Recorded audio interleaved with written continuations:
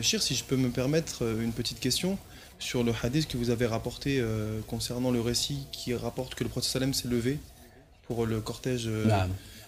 funèbre d'une personne juive. Est-ce que ce récit est abrogé dans les textes ou pas? Barakallahu fik. Je savais que tu allais poser la question. Est-ce que car vous savez bien, comme vous savez bien, que les savants des écoles ont divergé sur le fait de se lever pour que ce soit musulman, pour un cortège d'un musulman, un non-musulman. Et ça c'est un gros problème dans le fiqh. Car il faut savoir qu'on a le kitab wa sunnah. Après, d'un côté, on a le kitab wa sunnah, et de l'autre côté, on a le travail des hommes, soit des compagnons, salaf salih ou les savants de l'islam. Le travail des hommes ne peut pas atteindre la perfection de le kitab wa sunnah, car tous on est d'accord que le Coran al-Karim est saint et parfait, que la sunna de Nabi sallallahu alayhi wa sallam, mais les hommes peuvent commettre des erreurs. On revient à le hadith. Nabi sallallahu alayhi wa sallam nous donne une raison pour laquelle il se lève. Et il nous dit d'une manière ou autre, pourquoi je me lève pour cette personne? Car c'est une âme. Donc, et nous, les savants de l'Usul nous ont enseigné dans le chapitre de l'abrogation que pour un texte soit abrogé, il faut que la illa, son critère, soit abrogé. Si on abroge un texte, un jugement, donc la illa et son critère est abrogé. Est abrogé. Donc si on dit que le texte est abrogé, ça pose aucun problème. On peut dire que on se lève pas, c'est bon. Mais le problème, cela va causer un gros problème. Car Nabi sallallahu alayhi wa sallam, lorsqu'il se lève, il leur donne le critère la illa. Et c'est une illa ici qui est très forte, qu'elle est prononcée par le Nabi sallallahu alayhi wa sallam. Ce n'est pas suite à une réflexion. Elle est prononcée. Donc le Nabi il nous dit, n'est-il pas une âme? C'est-à-dire, je me lève car c'est un être vivant. A une âme. Honoré par une âme. Donc si on dit que le jugement est abrogé, c'est-à-dire le critère, la raison donnée par le prophète est abrogée. Donc le non-musulman ne devient plus une âme.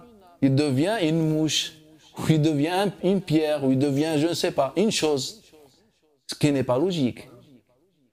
Mais si l'un d'entre vous me dit, mais non, ça peut-être le jugement peut être abrogé, mais la illa ne peut pas être abrogée. Je lui dis, je te donne deux réponses. La première réponse, ceux qui ont mis les règles de l'abrogation, tous étaient d'accord que les deux sont liés, le jugement et la illa. Si le jugement est abrogé, la illa est abrogée. La deuxième chose, c'est que le Nabi n'était pas sérieux. Car il nous dit, je me lève car c'est une âme, et le lendemain, il ne va pas se lever. Donc lorsqu'il nous dit, car il nous donne la raison, le fait que c'est un être vivant, n'était pas sérieux. Car si tu nous dis, je me lève car c'est un être vivant, donc il faut respecter ta parole tant que cette personne reste un être vivant. Et donc on ne peut pas dire que le hadith est abrogé. Je ne vais pas rentrer dans les conflits juridiques, etc. Mais je pense qu'il faut être logique.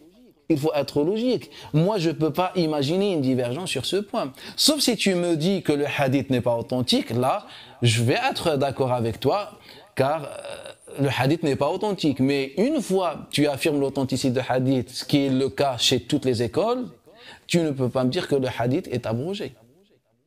Sauf si tu me dis que certains compagnons n'étaient pas d'accord avec le sens du hadith, c'est-à-dire ne se levaient pas, je te dis, naam, je peux être d'accord avec toi, mais cela ne veut pas dire qu'ils étaient au courant de ce hadith ou ils étaient présents avec le Nabi sallallahu alayhi wa sallam. Et il est possible qu'un compagnon ignore un hadith de Nabi sallallahu alayhi wa sallam. Regardez l'imam Bukhari lorsqu'il nous rapporte le hadith d'après Abu Yaman, Hakam ibn Nafi', d'après Shu'aib, d'après Zuhri, d'après Ubayd, d'après Abdullah ibn Abbas. Il nous dit qu'à Omar ibn Khattab, il dit que j'étais avec un homme de l'Ansar. Un jour, j'allais travailler, donc je lui ai demandé d'assister avec le Nabi sallallahu alayhi wa sallam. Et le lendemain, moi j'assiste avec le Nabi sallallahu alayhi wa sallam, et lui, il va travailler pour les besoins de sa famille. Regardez, cela nous montre que pour être dans la... On n'est pas comme aujourd'hui sur Internet ou dans une grande bibliothèque, j'ai tous les livres de Sunna, je suis tranquille. Non, il y avait un effort, c'est-à-dire si le compagnon rate un hadith de Nabi sallallahu alayhi wa sallam, il a raté plusieurs hadiths. Donc regardez Omar ibn Khattab, comment il a trouvé la solution. Mais ce n'était pas le cas pour tous les autres compagnons. C'est pour ça qu'on trouve qu'Abdullah ibn Abbas autorisait un riba. On trouve qu'Abdullah ibn Abbas autorisait dans une version le mariage de jouissance.